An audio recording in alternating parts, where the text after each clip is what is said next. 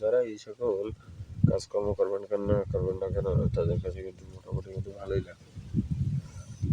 তো এই ধান কিংবা নাড়া কাটা কিন্তু সোজা না, কিংবা নাড়া মাথায় বয়ে নিয়ে আসাও কিন্তু কি একদম সোজা না,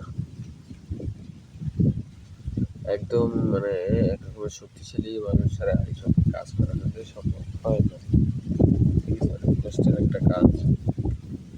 তো দেখা যায় যে এই জিনিস কিন্তু অনেকের কাছে ভালো লাগে কাজ দেখতে কিংবা করতে।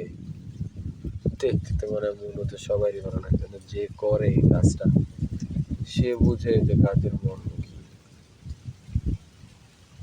বা কাজ যে কতটা কষ্টের সেই একমাত্র বুঝে, আর কেউ বুঝে না। তো যারা এই সকল জিনিস কিংবা কাজ বাজ করবেন দেখবেন কি তাদের কাছে মোটামুটি আপনার ভালো লাগে কাজ বাজ। তো আমার কাছে হচ্ছে কি আপনার মোটামুটি আমার ভালো লাগে এই সকল কাজগুলো। তো যেই সময় এই সকল কাজগুলো আমরা করবো তখন আমার কাছে কিন্তু মোটামুটি কিন্তু এই সকল কাজগুলো ভালো লাগবে।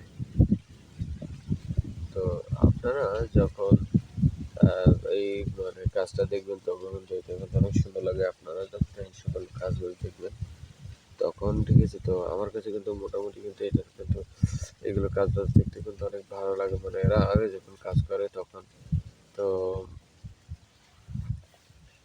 আরো অনেক অনেক ধরনের উপকারিতা আছে, যার কারণে কিন্তু এই সকল জিনিস কিন্তু দেখা যায় আপনার আমার কাছে কিন্তু মোটামুটি কিন্তু ভালো লাগে যখন এই যে কোলায় যখন নাড়া কাটে ধান নেয়।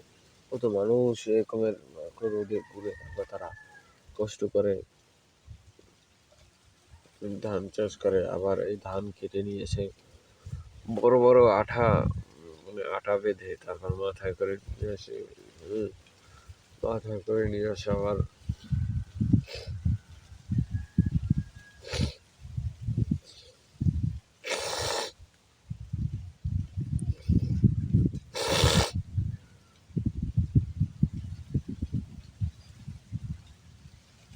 আবার এগুলোকে নিয়ে যায়। এগুলো আবার আপনার যখন আমন ধান, যখন ইরি ধান যখন কাটা হবে তখন মধ্যে কলায় কিন্তু পানি থাকবে, প্রচুর পরিমাণে পানি থাকবে। এই পানি